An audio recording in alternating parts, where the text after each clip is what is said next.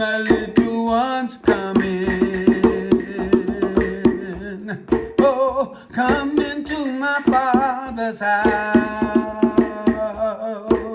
Oh, come in, my little ones, come in, my pretty one, come into my Father's house. My Father's house is built on love. It's a wisdom and a light from above. So if you're out in the cold and you like you need to be whole, come in, my little ones, come in. Come into my Father's house. Oh, Baruch Hashem, come on into my Father's house. For my Father's house is built on truth. My Father's house is built on light. My Father's house is built on love. I want to talk to you today about a very relevant conversation. That word is polygyny. Polygyny, the African family construct. The African man's construct of his community, his family, his ideals. Those of us who are the descendants of slaves have never had the privilege to define for ourselves, because being a slave means you have no power to define. You are a subject of someone else, and you are a reflection of their values. You don't have the power to define, and that was the condition of the black man in the West until the propitious moment in the universe, November the 2nd, 1930, the coronation of His Imperial Majesty, Haile Selassie I was a cosmic event that changed everything, because the North Atlantic slave trade created a disequilibrium in the universe and transposed things so that that which was right became looked at as wrong, and that which was wrong was heralded as right. But subsequent to that date, that propitious moment, November the 2nd, 1930, the equilibrium has been restored, and the black man now is moving and pulsating in the universe at his natural frequency, discovering those inherent gifts that God gave the original man. And one of the most precious gifts that God gave the original man was holiness. Holiness, and wholeness being complete. Holiness means lacking nothing. Holiness means living in accordance with the laws that support nature. Holiness is the source of infinite joy and happiness. So we have now moved away from slavery and are gravitating toward increasing the light. And as we get closer to the light, we see and feel the heartbeat of Africa and the restoration of righteousness and holiness as it pertains to the African family. We see now, having been slaves in the master's house for 400 years, he has no permanent construct of family before. We have seen a continuous change. Even in my short 7 decades, I have seen the complete definition and change of what was called the European or the dominant culture's family.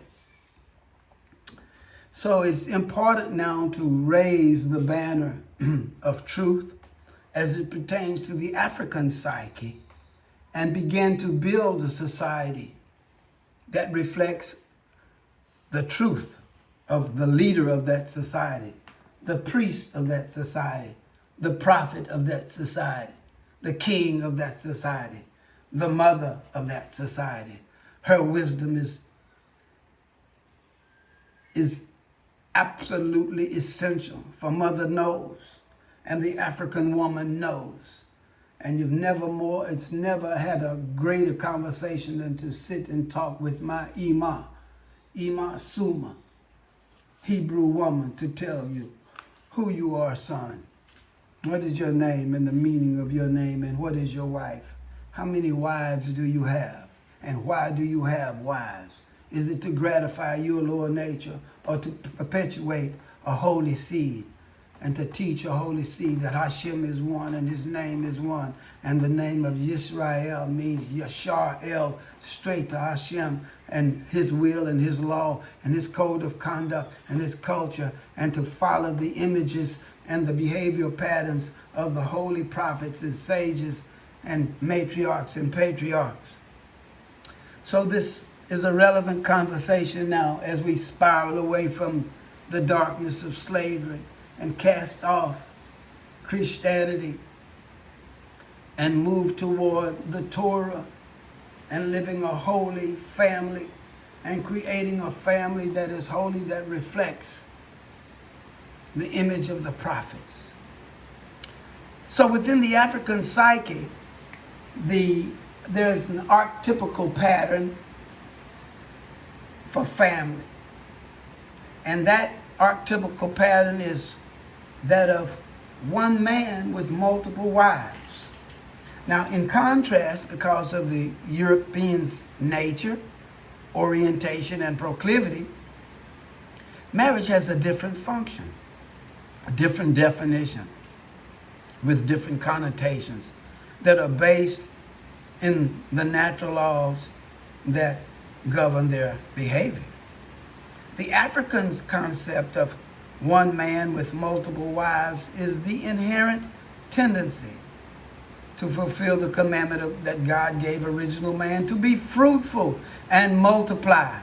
This is eternally, be fruitful, continue to be fruitful and multiply before I am El Shaddai, and your faith is essential to be able to do this. If you don't have any faith, you won't be able to figure out how can you take care of your children. But when you have faith in Hashem, you know that he himself is El Shaddai. He himself is the giver of life. He is the source of your life and the provider of your life. So you act with imuna is the word, imuna, and be fruitful and multiply. We see that in Genesis, Bereshit 1:28.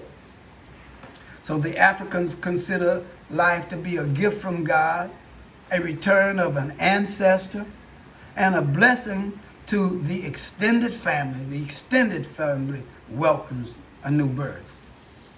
The encounter, however, with the European culture and with its ethics and morality, when the Europeans encountered the Africans, it was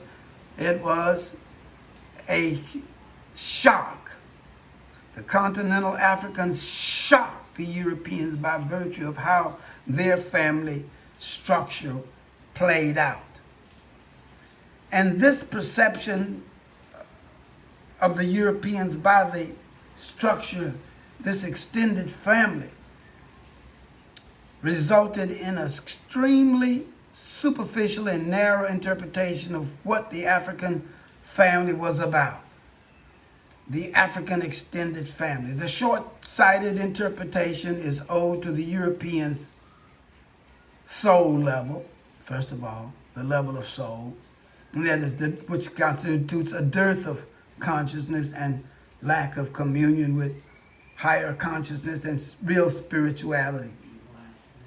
The narrow vista of European consciousness and heart could not envision or grasp such a broad-based family construct that was seemingly free of attachments.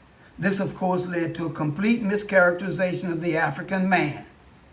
The narrow vista of the European was on a carnal, primal, base, sexual, animalistic level.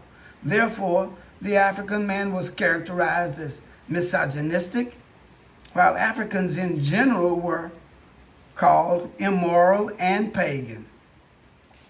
So for centuries, the church went into Africa and advanced the idea of monogamy and vehemently taught against the African concept of family.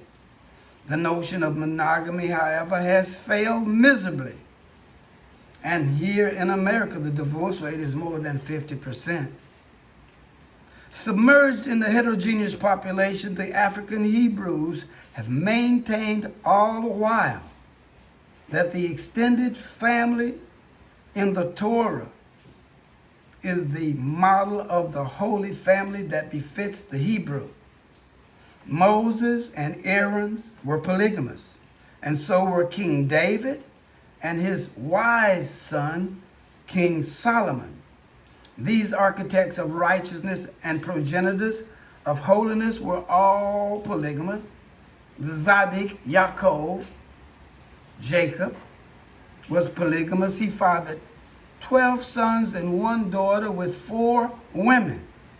The nation of Israel is fruit, however, the fruit, the hand of Hashem, and holiness is a holiness born of polygyny. Jacob had four wives. Now, the opponent of the African extended family have suggested, even looking at the Torah, that polygyny is antithetical to the plan of God for modern society. This logic, however, contradicts the words of Hashem in the Torah, and the words of Torah are eternal, and we believe that nothing that Hashem has said in the Torah can change and will change, and if anybody ever changes anything, woe unto them. For Hashem has said in the Torah, quote, if another wife he takes, in addition to her food and clothing or her conjugal rights, he shall not decrease. If a man takes another wife, he is responsible to that first wife. His responsibility to the first wife remains in full force. You can find this in Exodus chapter 21, verse 10. Ensuring that the husband maintains his responsibility to the first wife is an acknowledgement by Hashem of his consent to multiple wives. The words of the Torah are truthful and eternal, and they refute any argument against polygyny, because these words are divine and eternal, and the same words that said that a man must provide for his conjugal rights, his food, for the clothing of his wife, her conjugal rights, her food, and her clothing. These words were said in Ivrit, the same words that said, Yehi or Vayi or, let there be light, and there was light, and there still is light, because the words of the Torah are eternal and everlasting. And just as the light of the luminaries are still there, and he said, Yehi Rukiah, let there be a firmament, and the firmament has not crumbled. We know from this that the words of the Torah are eternal. So Hashem says in these eternal words, if a man takes another wife, that in itself means I understand his nature. I have made him. His nature is my nature. I have many of everything. I didn't create one man, I created a million. I didn't create one tree, I created a billion. His very nature is to create. This is inherent in man. So if a man takes another wife, his responsibility to the first wife remains in full force. Hashem understands that there are multiple reasons why a man would want to have an extended family.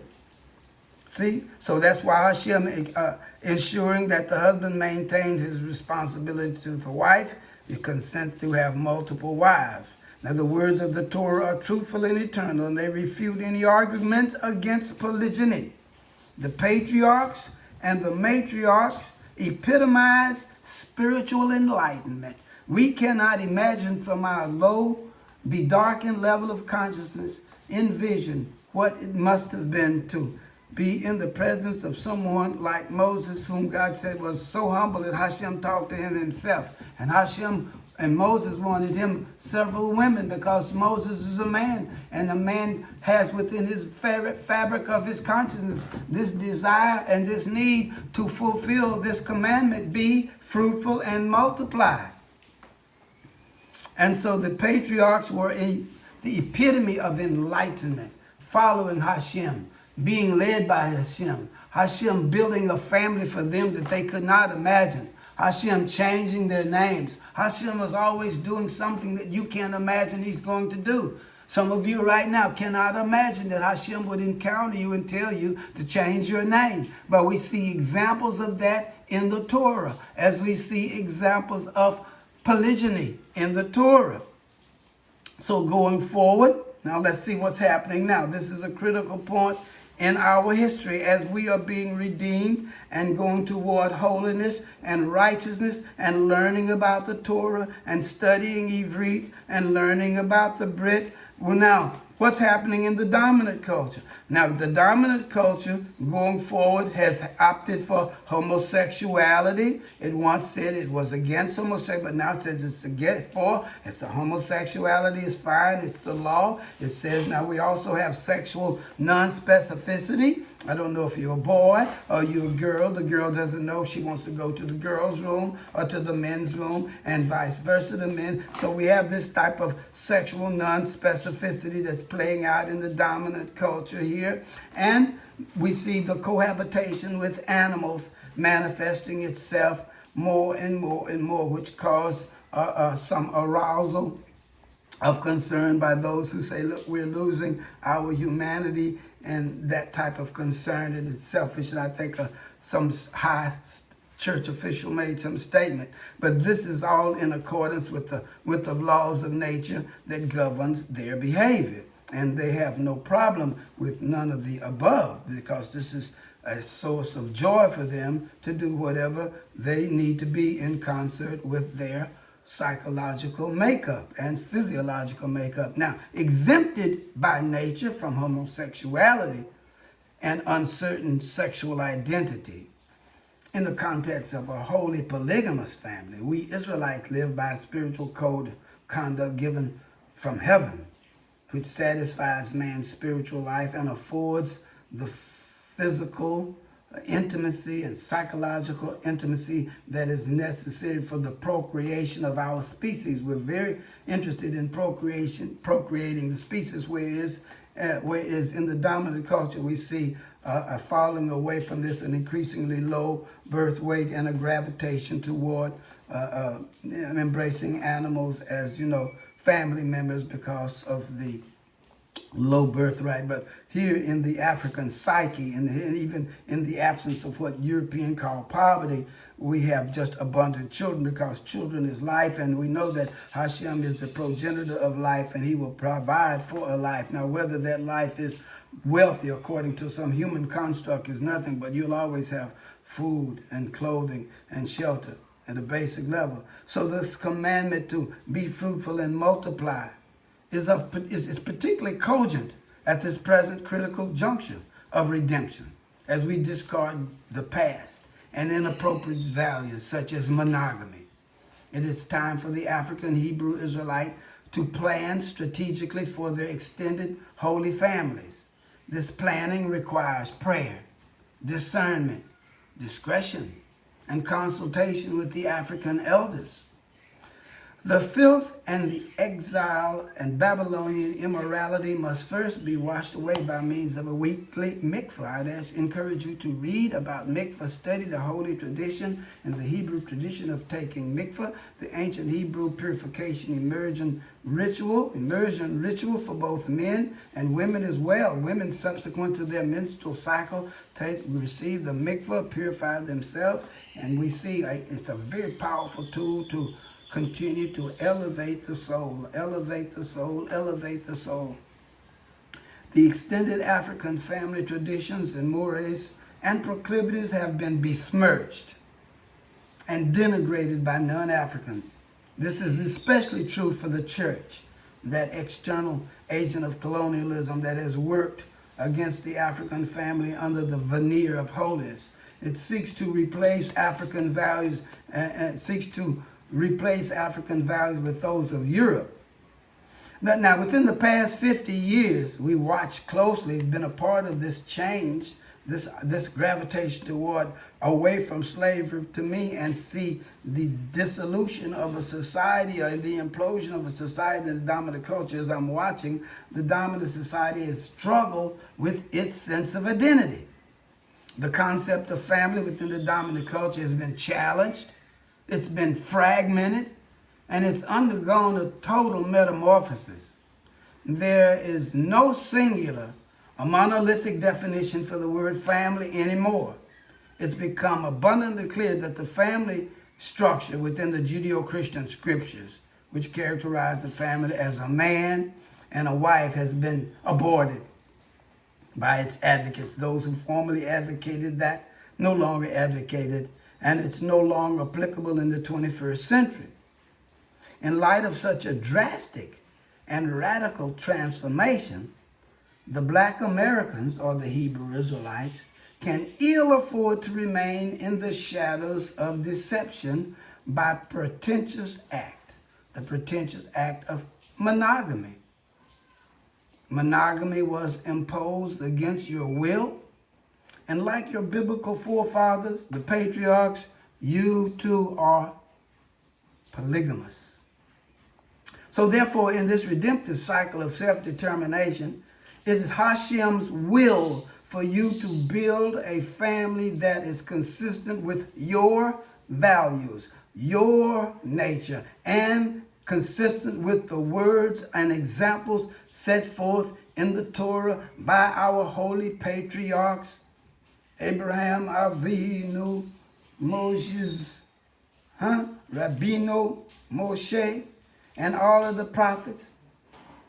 Because keep in mind that the Torah is a book of holy letters that reflect the will of Hashem. And everything that's taking place in these stories is teaching us, setting a will, showing us their diversity, and that Hashem is a part of the multiplicity of diversity that takes place in the African psyche per his family. We see this with respect to our forefathers. It is Hashem that inspires a man to build his extended family in the image of the saints and the image of the forefathers and in the image of the prophets, because everything here on earth is an exercise that further transforms and opens the heart in preparation for the world to come.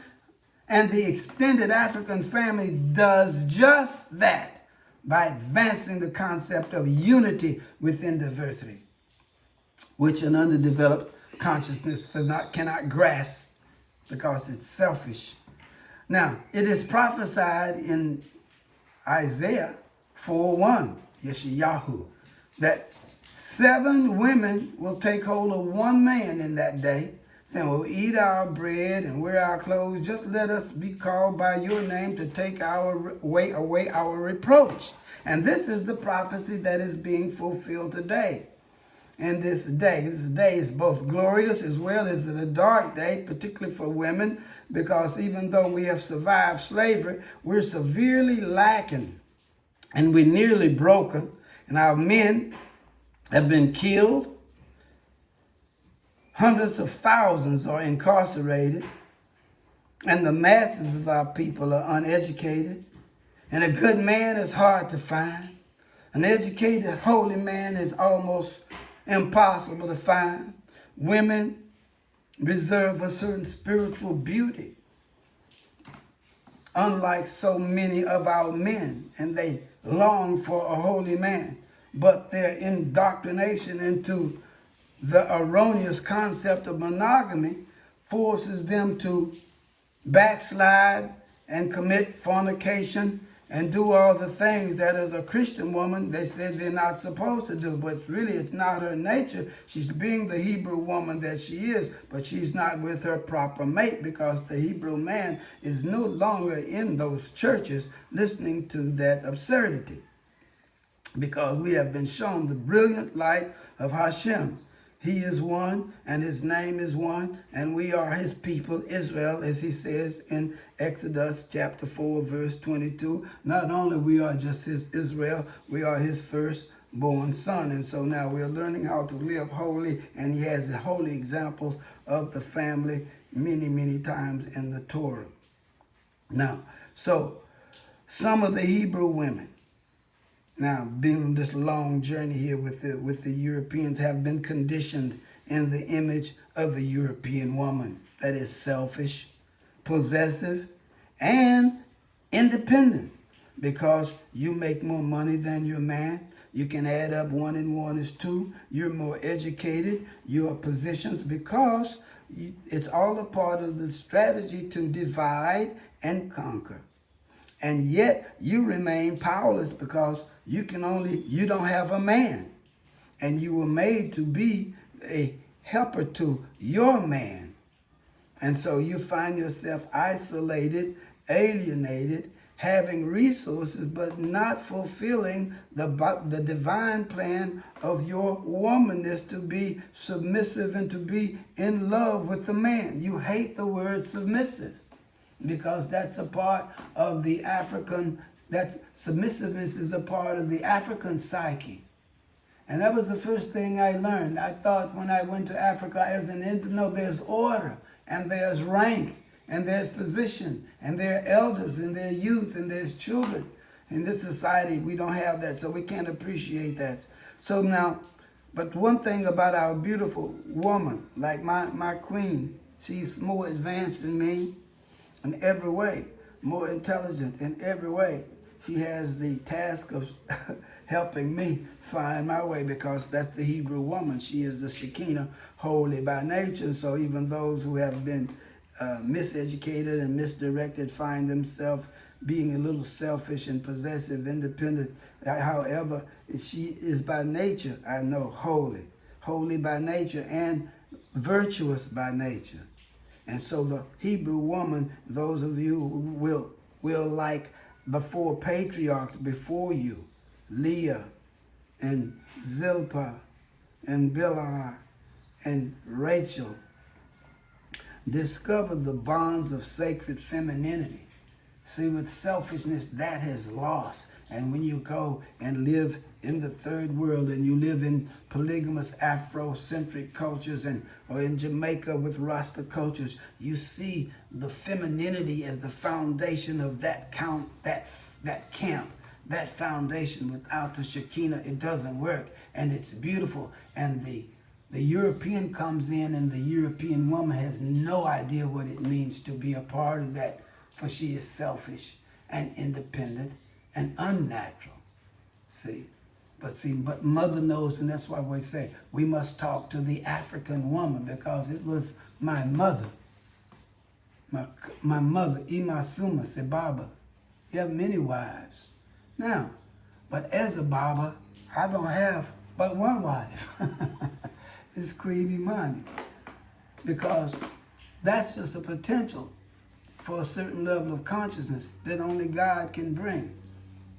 See, that I'm content, and if God has for his plan for this nation, he will create the reality. Because the basis of this African family is not lust, it's humility, it's submission. The man says, not my will. See, it's not my will, but thine be done. If it is your will that he gives an extended family for increasing the awareness of his name and his principles and sanctifying you, that's a purpose that's worth living. That's a life worth living. So the return to polygyny and the African Holy Family is a return to, first of all, truth. Because the reason monogamy has failed, because monogamy is not the truth. And I can say that. I can say that's not your nature to be monogamous. But I also can say that as a righteous man, I accepted the challenge to overcome the flesh, if you want to use those words, to overcome that tendency, because what was given to me in the Ruach, by the Ruach HaKodesh, is so much more meaningful and purposeful, and I don't need that in my life. I have another incarnation objective. But as being the Baba and living in the third world and seeing African men in every country, in Africa, in Ghana, Nigeria, and Tanzania, and all the people in the third world, the same behavior in African men, I can either conclude that we're all wrong or this is you. And Hashem said, no, this is what? Go look at the patriarchs and see what they did. How I built a holy nation among this man and these 4 women, and I gave them 12 sons and 1 daughter, and I gave them access to his knowledge. They gave them a journey, and he's taken them on a journey, and we are on that journey now. He took us down into Egypt, and he brought us back to Israel, and he took us out to West Africa and put us on slave ships and sent us out into the Caribbean. And here we are now. We've been out here in the United States, in the Caribbean, and South America for hundreds of years now, and he's waking us up to our identity. Children everywhere I see, everywhere in Central America, South America, Brazil, Jamaica, Rastafarians saying, I am Israelite, studying Hebrew, praying, not having any need to go back, but going forward now with the knowledge of our language and culture and natural proclivities and accepting that. What does it mean to be a part of the family? Because being westernized, you become so isolated. The Western is anti-family. The Western is for abortion. Anytime you have a law that allows you to kill the babies and justifiably, that's a law, that's a culture that is antithetical to life. It doesn't give a care about life. There's no fundamental appreciation for life. There's no love for life. That's the diabolical orientation of the unnatural man. And that's why society reflects individuation. An individual isolated by himself with lots of material trinkets, calling himself rich, is the epitome of poverty. A person with family and joy and children and life and laughter and creative intelligence is the epitome of wealth. But someone came to you and said, oh, you don't have any, you're poor and you're rich. We have trinkets. You're rich in trinkets and poor in wisdom. And this is now we must return to rebuilding the African family. The African extended family is time. It's timely. Because the European concept of family is in demise, and God knows what it's going to be. It doesn't pertain to me anyway. May God bless them and keep them. I'm not against them. I'm simply for you being informed of your nature and living in a concert with it, and quit having someone else's values superimposed, because those things do not fit us. And we go back and look at our tradition. For thousands and thousands of years, we've had extended family. So you cannot be like the little white girl, selfish and possessive. You must submit to Hashem's plan, as did Sarah and Rebecca and Rachel and Leah and Zilpah and Bilhah, and who we are talking about them right now, because they said yes. And see, God will always ask you to do something which your nature doesn't want to do, but for what his plan will show you that it will lead to a very rich and powerful discovery, because you have to die to yourself in order to discover your higher spirituality. May Hashem bless and keep us as we continue to reflect on polygyny as the foundation of the holy African family.